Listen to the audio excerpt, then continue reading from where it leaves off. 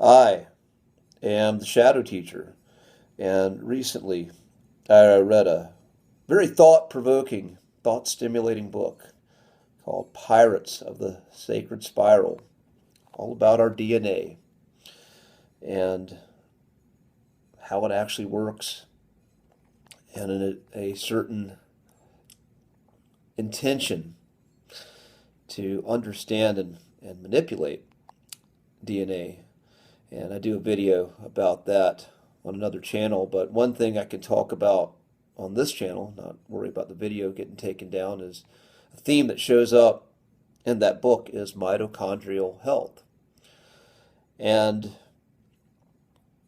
mitochondrial health, you hear a lot about that in the biohacking world. So much of the biohacking community and the tricks of that world are all about improving the health of one's mitochondria. And for good fucking reason. As healthy mitochondria contributes significantly to a vital, resilient, energetic individual. And for those who don't know what the mitochondria is, it is the powerhouse of the cell. It powers our being on a cellular subatomic level. And I come from the approach of sort of finding the basics of the practices I need in my life to contribute to being a healthy, thriving individual, and kind of looking at the body as opposed to looking at things in isolation, looking at little hacks, looking at the system as a whole. And the body, in fact, is really a combination, a culmination of multiple systems that work synergistically to express what we are. And I feel like you can work in one in isolation and it affects the others, but you're really looking at the whole thing. You're always working with multiple systems. And I'm fortunate enough to have had a mentor who was trained in traditional martial arts, came from lineages, working with masters, and is again a vessel for the lineage. And his passion is studying ancient warrior cultures, and it's studying not the martial techniques, not just the martial techniques, but also the health practices of what these warriors needed to have the energy and the power and the expression needed to be effective fighters. And that also goes into the other side, kind of looking at the spiritual components, just looking at the whole being, the mind, the body, the spirit, how it all comes together. So in this video, I'm going to talk about just some basic, simple practices, ancient practices that affect our mitochondria, that contribute to a healthy, thriving mitochondria. So one of those practices is building a relationship with the sun. The ancients got plenty of sunlight. Many ancient religions revolved around the sun and prayed to the sun, had spiritual practices that were connected with the sun, but simply going out and having direct sunlight and having the right amount of direct sunlight positively affects the mitochondria. Again, the key is right amount. Like, you don't want to go till you're burned, but just being out just enough, getting as much sun on your body as possible. Another practice is relationship with the breath, relationship with the air. Holotropic breath work. The most popular version of this I can think of is Wim Hof breathing, but it's this practice where one is hyper-oxygenating their body. And when one does this, the mitochondria benefits. You supercharge the body on the cellular level, and also, there's other amazing byproducts of the breath work. It depends on what the why you're doing it. Again, the shamanic breathwork practice, again, they weren't doing it for mitochondrial health. It was doing this hyper intense breath practice was to be able to go into altered states and access other realms. But again, the holotropic breathwork, this intense breathwork, that takes quite resilience. It takes a lot of discipline, and many people are simply unaware of their breath as it is. And I would say for someone who doesn't even have an awareness or relationship with their breath, everything starts there. Observing how one breathes, just observing how breath feels going into your body. It all starts with that, and having that relationship with the breath. And then if one wants to go and delve into those realms with a skilled teacher, then the holotropic breath work goes right into the mitochondrial health.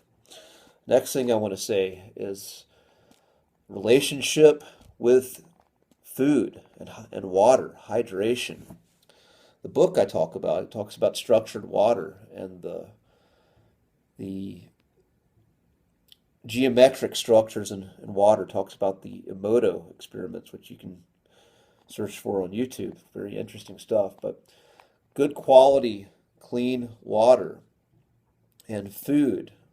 The ancients gathered their food, grew their food, or hunted it, and had a more direct connection with what was going into their bodies. And for us, when we are more connected with our food, our overall health benefits from this simple relationship. Many people have no idea what's in their food or where it comes from, and it's no wonder that people have issues. So many people have issues with energy and brain fog and weight problems when you don't even know where your food comes from or what's in it. So having that relationship with the food. Going back to Wim Hof, relationship with the cold. Being able to tolerate cold and spend time in cold and building up one's tolerance for cold. Many, again, ancient cultures, they bathed in freezing, in cold rivers. That was how they bathed. Didn't have heat. Fire was used to heat or boil, but not to bathe necessarily, but like going into the rivers to have that connection. That connection, again, this kind of goes back to the relationship with water in a different way. That relationship with the cold. And last thing I'm going to say is high intensity exercise. Being able to exert on a physical level at a high level, high exertion, having a practice of high intensity exercise. If you don't use it, you lose it. So the ancients, again, ancient warriors, they were able to go out and they used their bodies as weapons, and were able to exert on a high level.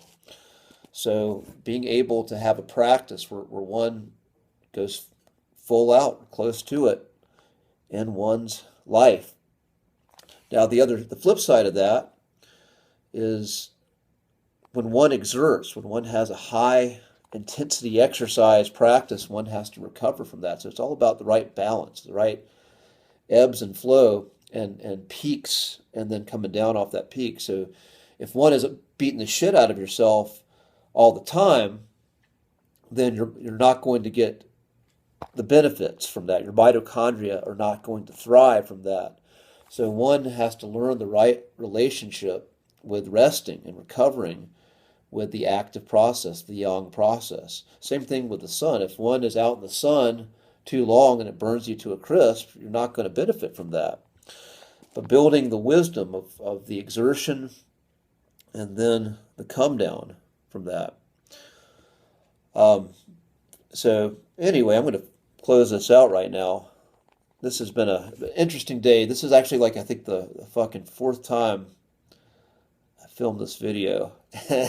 And my phone was fucking up all the previous times, and then finally got this one. So hopefully I got everything I needed to say in this take.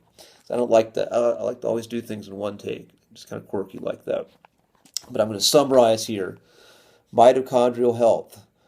Mitochondrial health contributes to a thriving, healthy, resilient individual. An individual who is going to have the capacity, the energy to go for their hopes and dreams, to co-create with the life process. So if you value being a sovereign individual, being an individual who is able to create and participate in a meaningful way, you need the energy to do that. And mitochondrial health is a big part of that.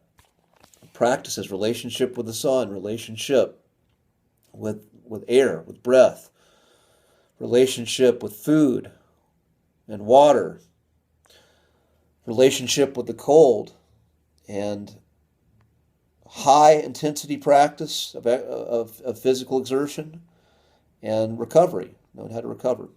So I'm going to end this video. Be strong, be well, and I will see you on the other side, my friends.